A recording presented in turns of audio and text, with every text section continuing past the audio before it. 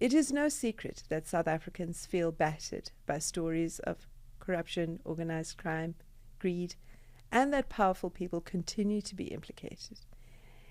It might be surprising then that in other parts of the world, South Africa is celebrated for its efforts. In this series of conversations, we focus on the other side.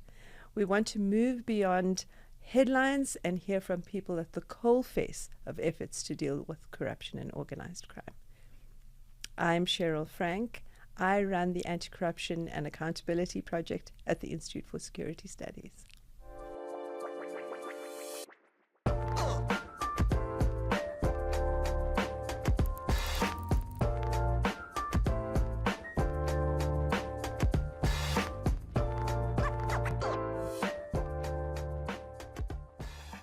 We talked to advocate Ouma Rabaji-Rasethaba late in 2025 as she retired from her role as Deputy National Director at the National Prosecuting Authority.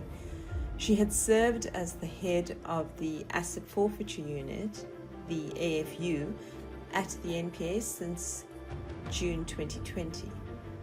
Asset recovery has been one of the more prominent successes in the NPA's anti-corruption effort under Ouma's leadership. We interviewed her to learn more about Ouma, the work of the AFU, and asset recovery in South Africa. This is part one of our discussion with him.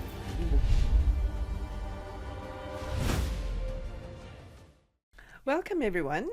We are talking today to advocate Ouma Rabaji-Rasethaba. She's the Deputy National Director at the National Prosecuting Authority, the outgoing head of the Asset Forfeiture Unit. Ouma, welcome. Thank you for spending this time with us. Yes, thank you, Cheryl, to you and your viewers. Ouma, we want to start. You have been running the Asset Forfeiture Unit since June 2020. That's correct. You've had 5 years in office. And you're leaving now. Does 5 years seem to have been enough for the job that you set yourself when you arrived in the job? Well, it's definitely not enough. There is a lot to do. We have certainly done a lot of good work, particularly in recovering assets from state capture corruption, and we still have got the international leg to focus on. So yes, 5 years was definitely not adequate, but I'm happy with the good work I've put in those 5 years. Okay, so we're going to get to discussing state capture. Yes. And the cases that you and your team have been tackling. But I want to start with you. Yes. Tell us a little bit about your background and your pathway to becoming a lawyer firstly choosing the law as your field, and then we'll take it from there. Okay, so I was born and brought up in Soweto. So you're looking at a girl born from Baragwanath Hospital. So I think in the old days, I can say that. One of my cousins was a lawyer. He stayed with us at Mapetla. So that's my mom's sister's son, let me call it that. And then he was a lawyer. He served articles at Weber Wenzel. So I had to go to the same university he went to. So it was, someone who's a lawyer in the family, it's a good profession. You have to be a lawyer. So I qualified as an attorney first. And then later I moved to the bar. Then I qualified as an advocate. And then, yes, I've worked in the public and private sector, and I've worked for myself as well as an attorney and as an advocate. Yeah. And tell us a bit about your law career before getting to the NPA. Yes. And some of the issues that led you back to government service, public service, in fact. Yes. Yeah. So I first qualified as a young attorney. I stayed in the firm where I served articles for a total of 7 years. It was it was a big law firm. I worked for the late Judge George Maluleke. So he had a really big law firm. So I worked for him for 7 years. And then from there, I went into partnership with a colleague of mine. We went to university together, Potima Tolo Klepu. So yeah, then I had my own law firm and we practiced until we then I went to the IEC. That's how I left practice. Everyone had to go and work at the IEC for the first democratic election, so it was quite exciting. I see, yes. But then I never went back to the side bar, which is being an attorney. After that, I went to practice as an advocate. The law firm still exists, so I'm very proud of my partner. So you worked as an attorney and as an advocate. Yes. And then got the call to possibly serve in government. How did that work? So when Bulelani Ngcuka became the first NDPP, he called a lot of us to come and join him, start the NPA. Yeah. So I was one of those people Bulelani called to say, Ouma, I want to work. I remember his words. Yeah. I want to work with people I trust. So we knew each other. There were very few of us in the legal profession at that time. I didn't go to university with Bulelani, but we knew each other. So yeah, that's how I joined the NPA. I was called. You were called. And the job you did then at that point? At that point, I was Special Director of Public Prosecutions, still in AFU. So Willie was my boss. He was the deputy. That's Willie Hofmeyer. Willie Hofmeyer. The same position I'm occupying and vacating now. So he occupied that position and I worked with Willie. Yeah. And so if you had to look back at that period as a young woman and a lawyer coming up, and also in your period in government service, what would you say your major influences? What were the issues that moved you? And who are the people that engaged you in conversations and that you looked up to? You know, I really looked up to our first Constitutional Court Judge President, Arthur Chaskelson. Yes. First, he was my lecturer at Wits. And I think Arthur Chaskelson taught me a lawyer and made me taught me law in a manner that made me the lawyer that I am today, right? So he taught a course called Practical Legal Studies. So in that Practical Legal Studies, it was basically teaching you how to apply the law whilst you're still a student doing LLB. Remember, during those days, you did LLB after a 4-year degree. So this is a senior degree. After that, you're going to go into practice. So already they were teaching us how to apply the law. So you get given a lot of facts. And I remember he used to say, what are the issues? So you needed to have clarity of thought around issues. You can't, as a lawyer, go on a rabbit hole in different directions, listen to red herrings. What are the issues? So that was it.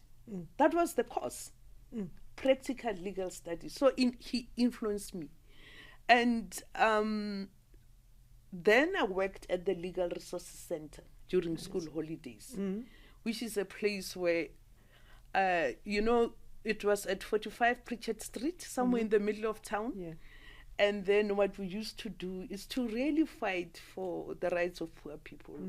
Whether you dismissed and UIF is not paying you.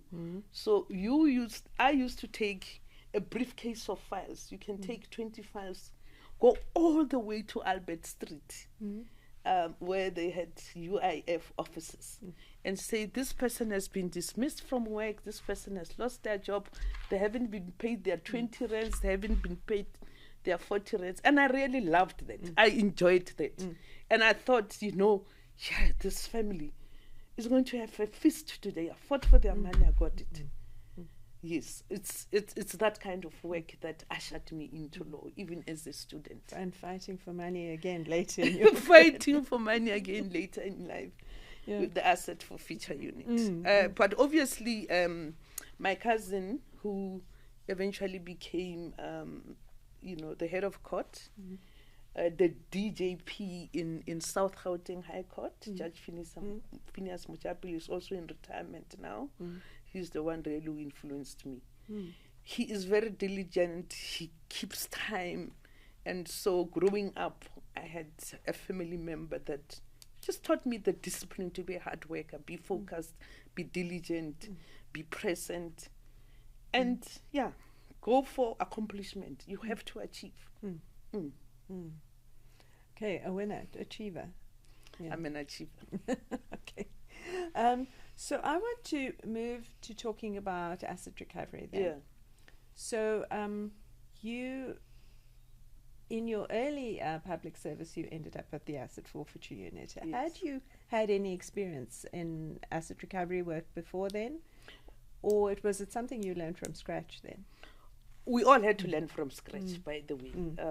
The Prevention of Organized Crime Act, POCA, was promulgated in 1998. So, and that's the time when National Prosecuting Authority started.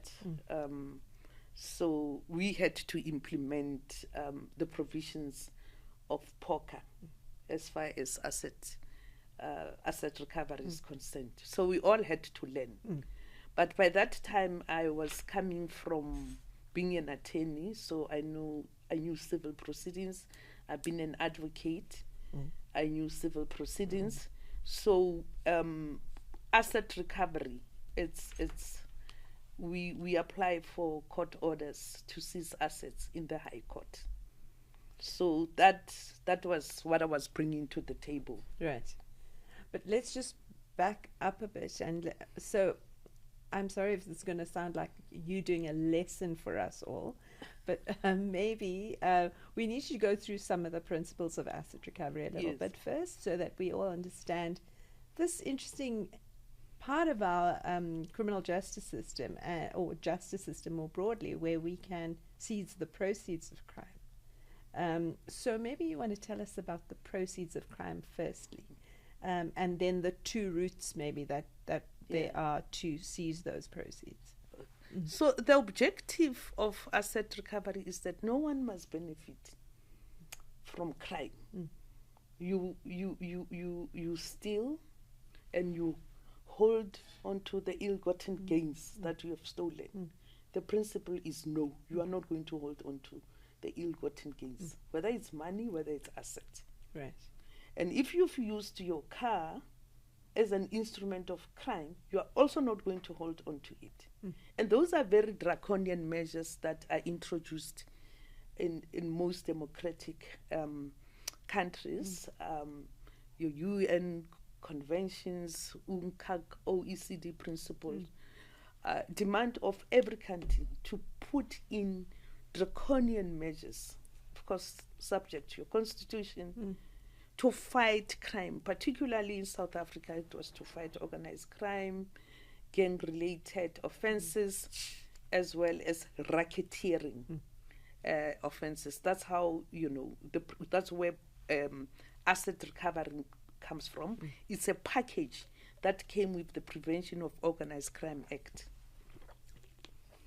So POCA allows us to seize the proceeds of crime, and as I understand it, there are two ways we can do that.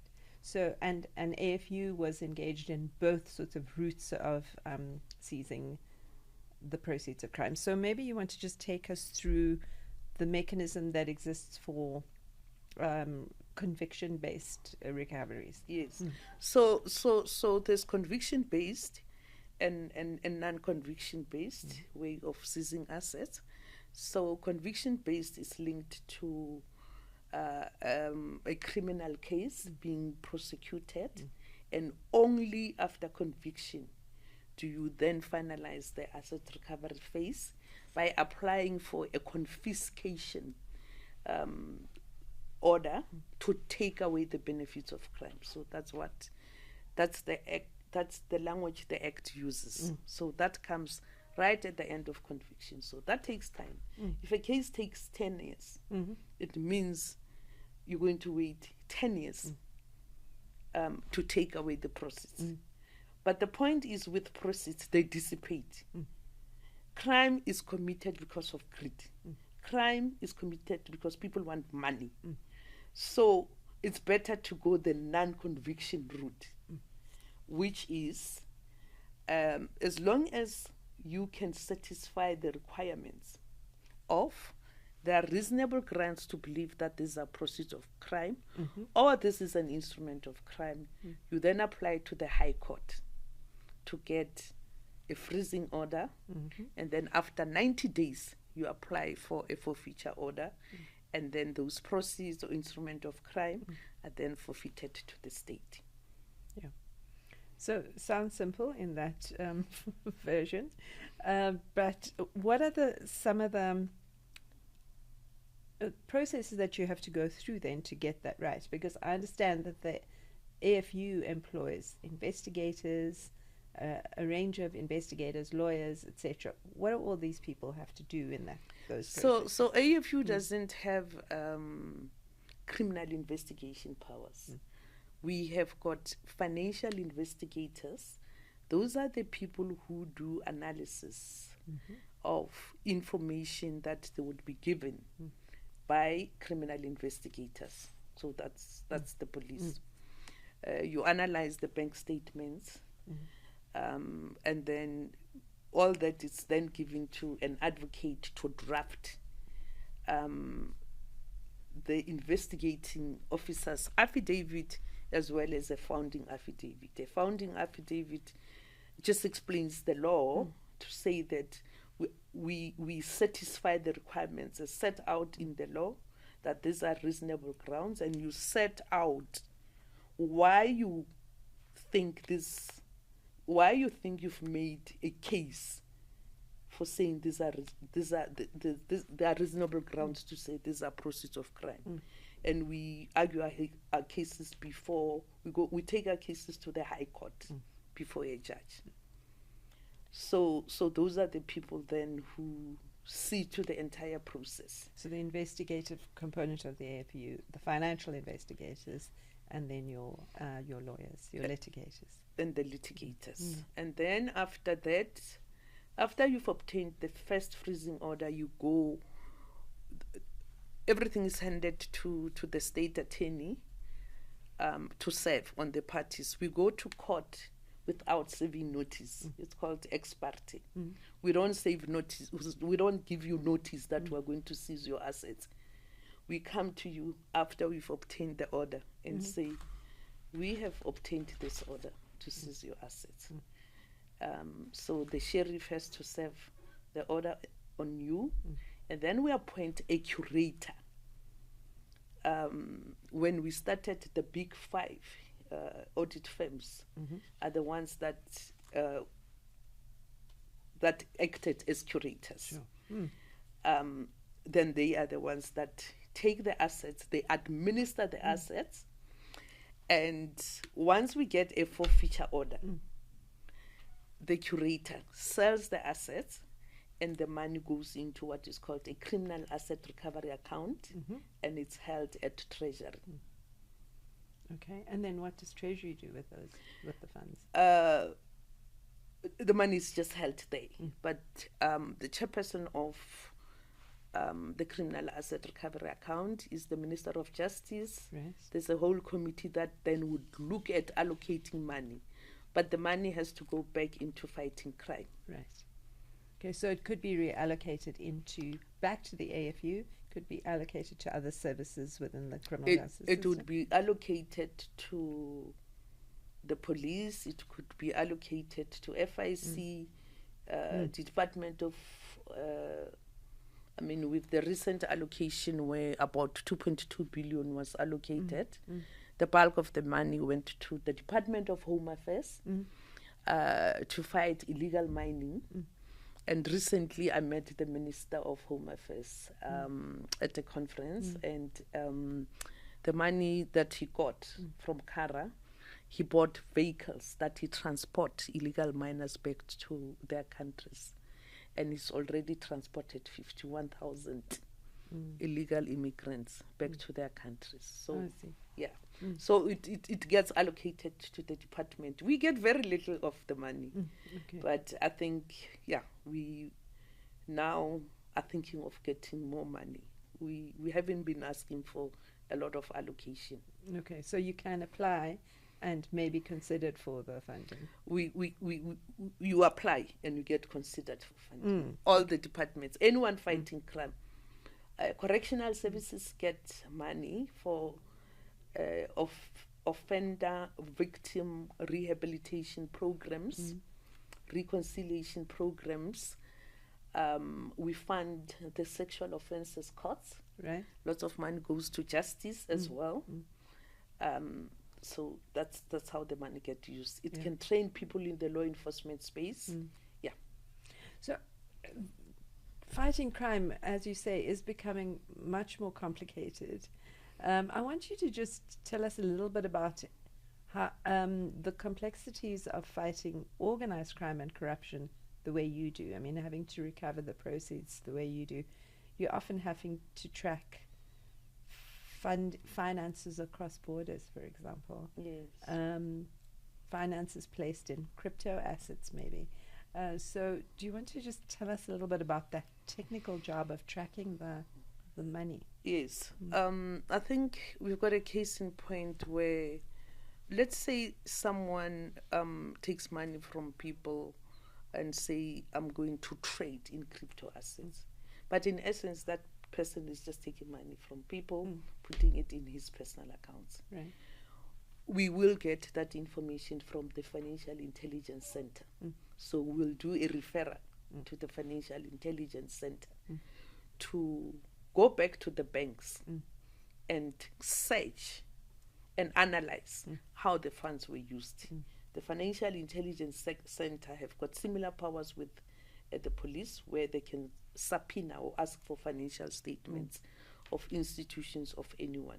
So with tracking and tracing money, we've got FIC, and all over the world there are financial intelligence centers. So if the money has crossed the border, we ask our Financial Intelligence Center to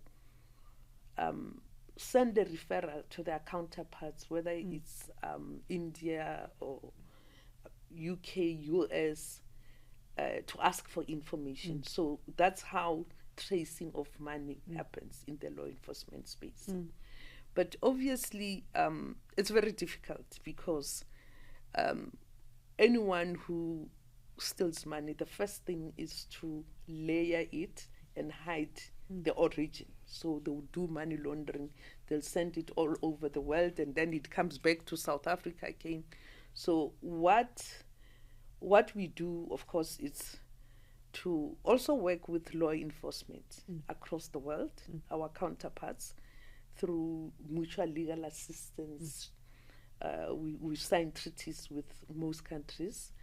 That takes time. And then there's a new method of private-public partnerships, where there are law firms and accounting houses all over the world that now specializes in tracing assets.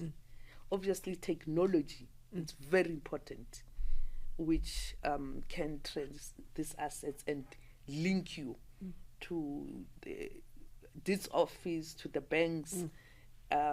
So we use various methods to trace assets that have left our shores. Okay, so I want to hear the story of how you ended up back at the NPA in 2020. Amidst this the storm of information that we were caught up in around the State Capture Commission. Yes. And the storytelling that went on publicly on television about the capture of various state-owned entities, and you came back with a mandate that was somewhat different from the last time you were at the AFU. So maybe speak to that context and strategically how you handled that. So I got a call from the NDPPP, Shamila Batoi. When she was the DPP in KZN, I was special director in AFU. Yeah. So when she went back, I think she did what Bulelani did. Let me call the people that I've worked with, that I can trust, that I know we can fight this fight together. So she called me, and I went back. And I thought I can make a meaningful contribution. By that time, I'd already worked in the private sector for more than 10 years. So I think I was coming back, experienced as a High Court litigator. I was coming back as somebody who was an expert in governance. I was chief of governance and risk in a listed company. So I thought I had the necessary experience and exposure to make a meaningful contribution. Okay. And that's how I come back. So we, AFU think, done sterling work in that 40% of the recoveries that we've made in this 5 years, we have recovered almost 40% compared to what has been covered since 1999. So in 5 years, we've had to recover more money. And I don't know whether if... Well, we're going to come back to it just now. Yes. And really the achievements of the AFU and what you feel are some of the most interesting cases that you've been dealing with. But I just wanted to get your sense of, we've had these conversations before where we've talked about your analysis when you came in of corruption in the country. I remember you diving deep into various books and really getting your head engaged in the nature of the problem. I mean, what were you understanding as the nature of our corruption problem at the time? I think what I understood was that the corruption was endemic, it was systemic, and it was far-reaching. And I think Zondo Commission opened our eyes, all of us, in terms of how far, how pervasive it was. But of course, it needed collaboration and participation of officials, CEOs, executives in SOEs, in private companies. And it was organized, if I could call it that. And the level of laundering or washing money, the laundries that were used, some are outside the country, some were inside the country. It was mind-boggling. There was offshore and onshore brokers. I mean, it's just sophisticated way of hiding the origin of the money that really took all of us aback. And I think for us in AFU, because we have to make out a case, and we've got a lower standard. We managed to get some of the information that was used at state capture, get the affidavits that were submitted to Zondo Commission, and then put on an affidavit, and for instance, with the Gupta mine, that's how we took that mine back. So I think Zondo Commission, in as much as it didn't give a blueprint, it didn't give evidence for prosecution, for asset forfeiture, it really has gone a long way in helping us put together some of the cases. Okay, so you've mentioned the Optimum coal mine. Let's tell us a bit about the background of that case, and where that mine fits in the Gupta story, and tell us about the AFU's work in that case. Yes. So what helped is that in fighting the mine case, we worked with counsel who was at the State Capture Commission, and they basically were able to point us to 20,000 of evidence bank statements, evidence that was submitted at Zondo Commission that we could use to put in an application to go to court. Right.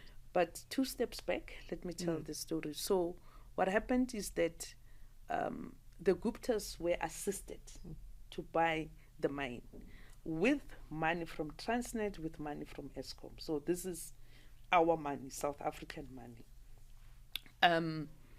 So as soon as they bought the mine, it was first Optimum as well as Koerfontein. They put in their trustees to run the mines, right? So there's some money you must put aside for mine rehabilitation, right? When the when you can no longer mine the mine, Right. the mine needs to be rehabilitated, like closed off properly, so that we don't have illegal mining. So their trustees, of course, were their own people, who then immediately applied to take 1.7 billion, which we heard of it, and we were able to seize that money back. So we were able to seize that I think it was 1.9 by the time we seized it. So it's one of the first successful state capture cases. So it was mine rehabilitation funds from both Optimum and Koerfontein. Then the second part was to take back this mine. It was bought with proceeds of crime. It was bought with money stolen. It was bribes. It was corruption. So we then had to submit to court evidence that this money originated from Eskom, how it originated from Eskom, how it originated from Transnet second defined benefit fund, out of the country, laundered back in the country to be paid in an escrow account at a law firm so that they can raise 2 billion rand to pay for the mine. Right. So we took it back because it's not theirs. They bought it with South African money. That was a big victory, I think, for the country and us in Asset Forfeiture Unit. Then, of course, the mine ran into problems. It was, I think, machinery got soaked in water, and then people looted the mine. By the time we forfeited it to the state,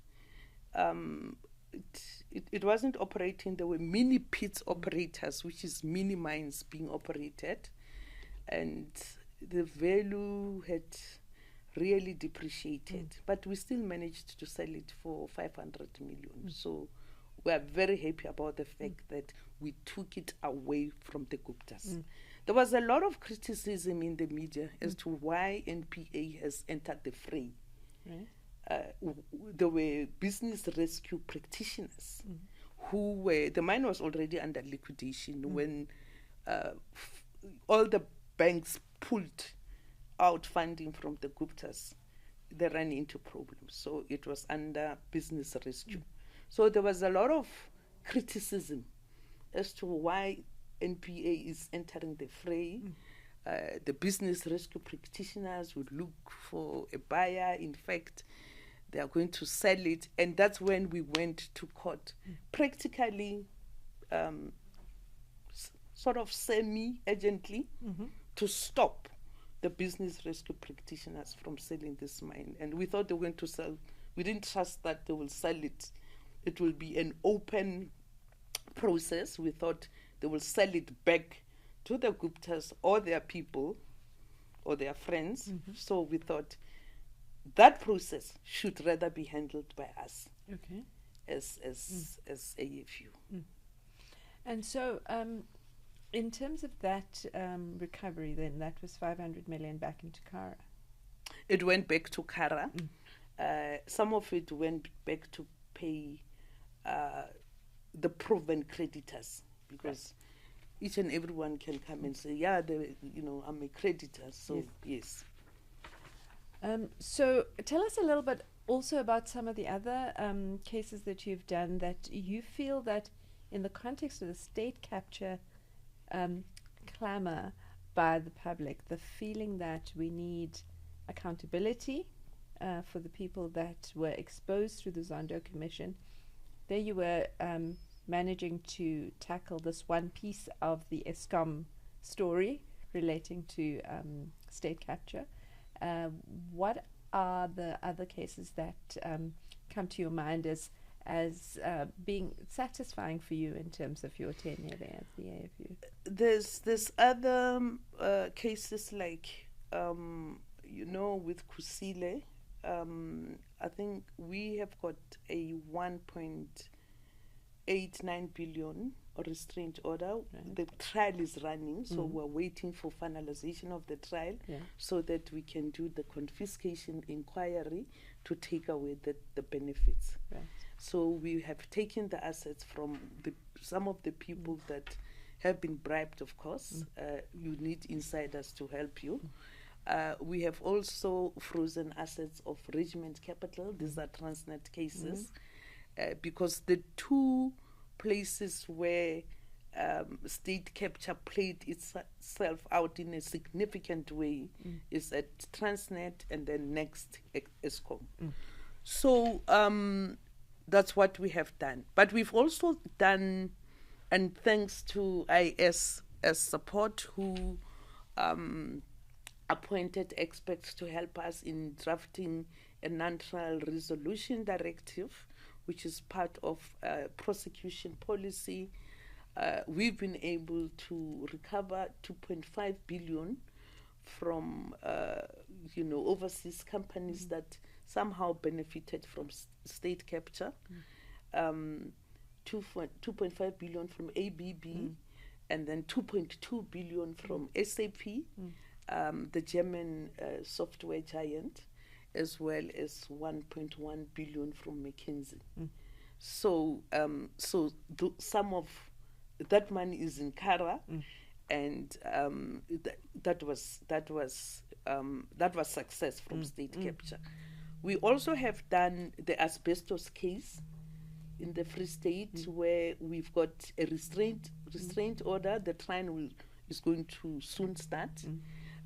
So again, it's not a lot of money, but 300 million that the Free State government paid for people to remove asbestos in the roofs of some of the townships in the Free State. So that money got paid, no services rendered, of course. That's how state capture unfolded. So that money is under restraint. But there again, it was, for me, a success because I didn't even have counsel helping me. I was my own counsel. I sat with the senior counsel of some of the defendants, and we agreed that from the client of the senior counsel, I'm taking the entire 300 billion. So he wasn't going to fight for joint and several liability, meaning spread the money across. Maybe hold my client responsible for only a small portion. So for me, that was a big victory. I had several meetings with counsel in that matter, and we, by agreement between the parties, we went to court to get confirmation of the restraint order. Yeah. So I want to go backwards a little bit to the corporate alternative dispute resolution mechanism that you helped establish in the NPA policy framework. So this also has been criticized by in the media, Yes, and by various from various quarters. The argument is that this mechanism allows corporate entities to buy themselves out of criminal liability for many of these corruption, in many of these corruption cases. What's your response to that? I think there's a lot of misunderstanding. A corporate structure cannot commit crime. It's the people who are working for the corporate that commit crime. Right. So the agreement with the corporate is that you will give us evidence. You basically will throw your people under the bus. All these people who did wrong, you've investigated the matter, you've seized their laptops and their phones, you've gotten information. hand them over basically. So that's how it works. So instead of charging, let's say SAP, the corporate, you have to charge the wrongdoers, the actual people who met. Coincidentally, it was in some of these cases, it was the Guptas again and their associates who met those people and paid them bribes. So the corporate is saying, as a corporate, we're giving you money for reparation. We are saying we are sorry. Our people got involved in crime, but here is all the evidence you need. So they pay reparation? They pay reparation and they disgorge the entire profit of the contracts that were illegally signed and that were tainted. So there's a complete misunderstanding. The wrongdoers don't get away with crime. So the wrongdoers, who may be the people within the company, it's the people within the company, are still liable for prosecution. They're still liable for prosecution. In fact, it's a precondition to signing a non-trial resolution. If you are not going to give us the evidence, we don't have to do a resolution with that company. We need the evidence. So the non-trial resolution is enabling prosecution. It's aiding investigation and prosecution of a case. So that's why I'm saying there's a lot of misunderstanding on non-trial resolution. Who in the corporate are you going to charge? The directors? Are you going to charge the CEO? Who are you going to charge? Because those people have done no wrong. You're still charging the wrongdoers.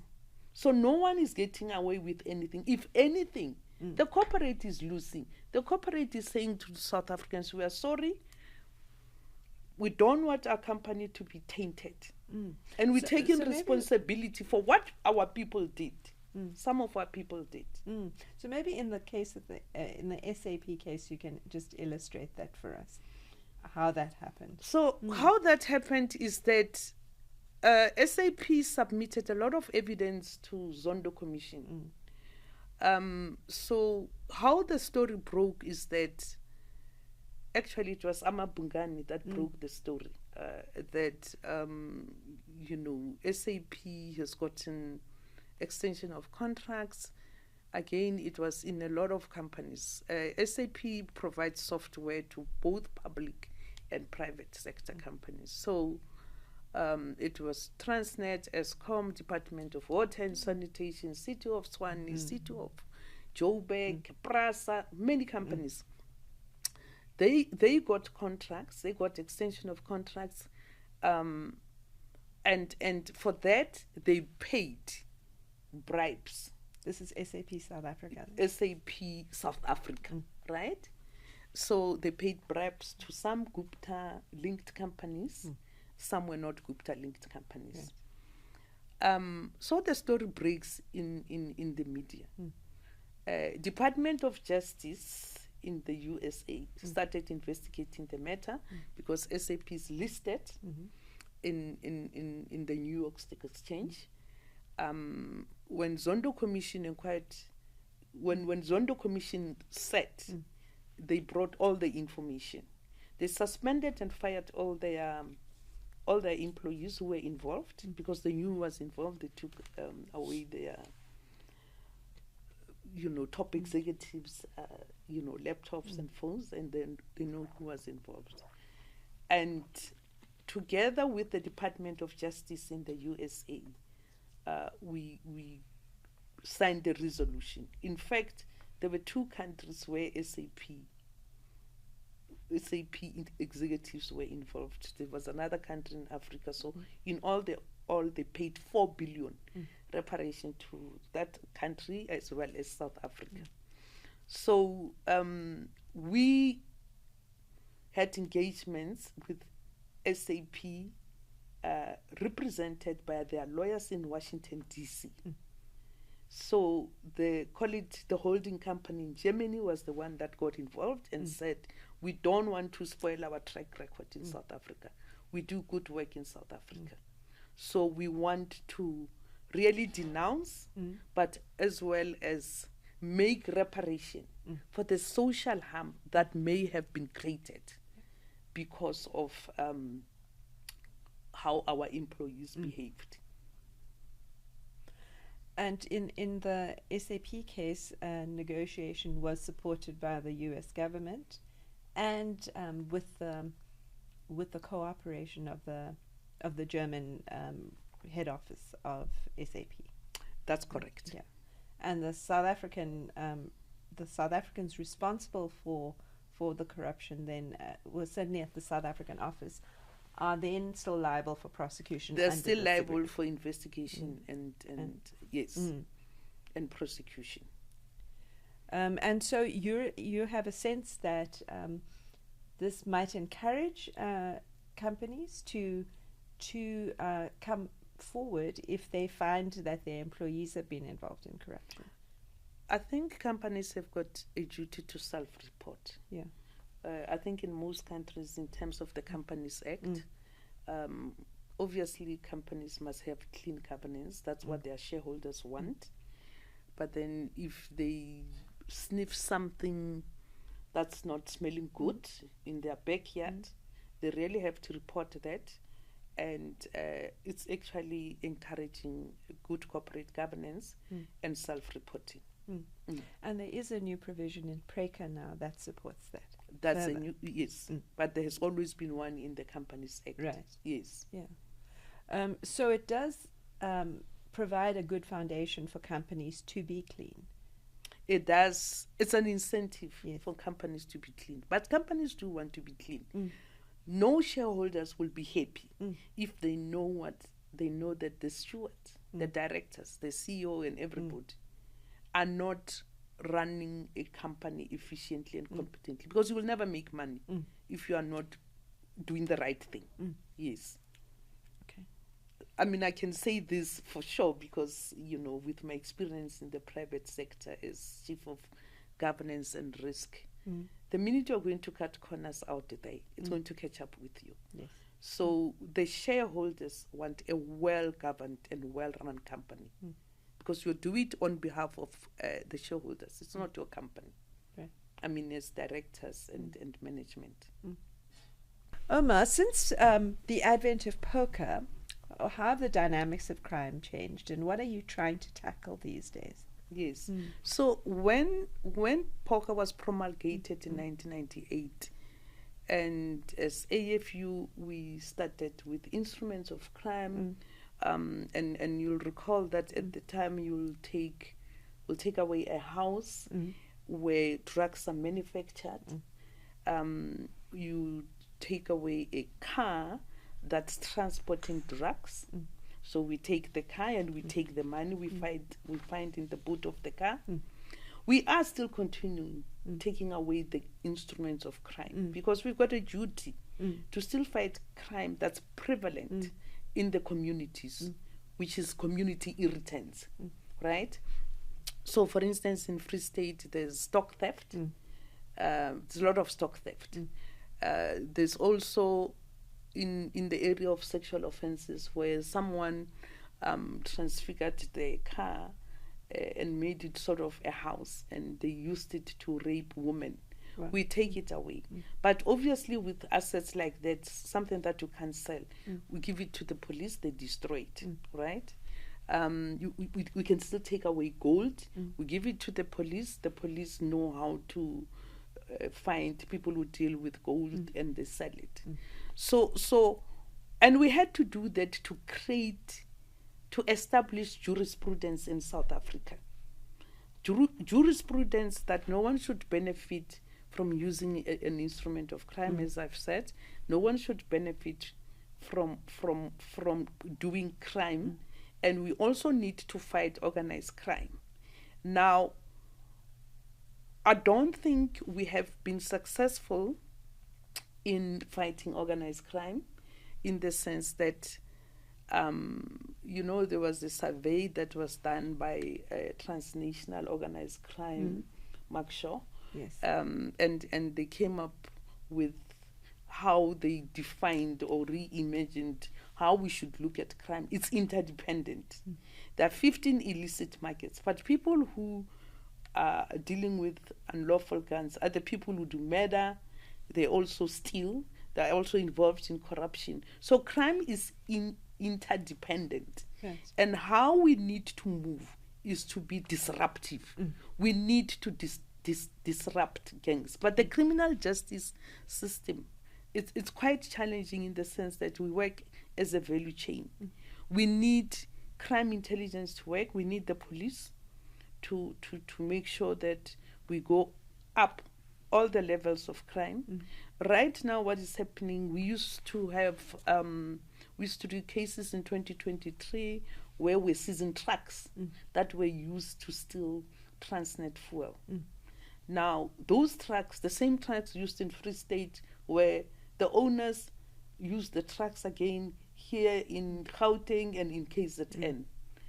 And what the police did, the organized crime division did, the minute the truck is outside of the country and the truck owners were in Mozambique and Zimbabwe, the police lose their case. Right. So we, as I've explained, we don't have investigative powers. So we can't continue with the case. Right. So what we need to have this criminal justice cluster work better. I think we need to do organized crime project. There must be crime intelligence in the room. There must be investigations, whether it's DPCI or SAPS. There must be asset forfeiture. There must be organized crime prosecutors, all of them in one room where we say, here are the top 10 syndicates in South Africa. Right. We need to take them out. We need to work with our international counterparts. We need to work with FIC. We need to work with international asset tracers. And in that way, I think we'll be geared to dealing with racketeering, right? Offenses as Poker envisaged. Right. At this point, we're not yet at that level. We're still dealing with runners. Right. But I think if we can step up and dial up to get the cluster, the criminal justice cluster, to operate as a project team, and of course use of artificial intelligence, use of technology, and also because I've got my daughter is in the USA. I send them money today. In 2 days she gets it. On the third day she can send it to another destination. Now, mutual legal assistance laws all over the world, you have to go through the central authority to ask for a request for investigation or extradition. And so that process of going through Department of Justice, Department of Foreign Affairs, and then in that country as well, the request goes to the Department of Foreign Affairs, eventually with the central authority. Incredibly bureaucratic. Yeah? Very, very bureaucratic. And meantime, money is in the fifth country in 3 days. Right. So we need to change. We need to change even the laws. We need to change the handovers of going through the various departments, as I've said, before a mutual legal assistance is implemented. Yeah. So just going back to those challenges in terms of investigating these complex crimes, and you're saying that we're not getting it quite right yet to have this cooperation with all these agencies. What are some of the stumbling blocks to that, in your experience, having worked in the system now for the past 5 years? In fact, it's right at the beginning, and now I think at the beginning when we started NP, I was there for 6 years. Now I've been there for 5 years. So I think the systems are the same. The challenge are the same, and we've made certain. We've moved as a country. I mean, now I've got SIU doing such a lot of good work in the prevention space, as well as doing asset recovery. So that's a lot of progress. We've had 20 laws passed since democracy to fight crime. Right. But as I've said, we're still not tackling the top 10 syndicates. successfully. Right. Some headways are, are there, but we're not yet there. Even with state capture, yes, we've done recoveries, good recoveries. I mean, we've frozen in total 19 billion worth of assets, Right. and we've recovered lots of money, billions, somewhere between, I don't know, over 6 billion in the bank account. But given what has been looted from our state coffers, we need to recover much more.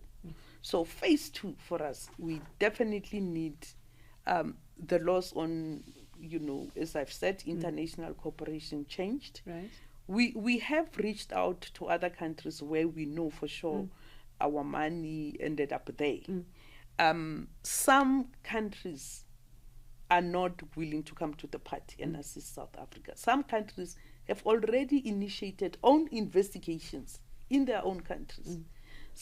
You've seen, I think it was in the news, India has already done searches on all the Gupta homes, right, in 4 cities. So some countries are moving, some are still lagging behind. So we need international cooperation to be enforced. These countries that are not cooperating, I think they need to be greatly stepped by FATF. There's no way in which they should be allowed to get away with. But we still have to focus on instruments of crime. As I said, it's prevalent. It's prevalent crime in communities. Shebeens, where of course murder will happen, an illegal shebeen that's been run, illegal brothel, stock theft in the Free State, and those other illegal mining in your northwest. We still have to do what we call confiscation inquiries, and we ask the broader prosecution, when you are doing a trial where it's clear that the accused people have benefited from crime, you still have to take away that benefit from crime so that the community can feel safe. You still have to take away that house. So in as much as we have to step up into the international world, we still have to also make sure that our communities feel safe and take away the instruments of crime.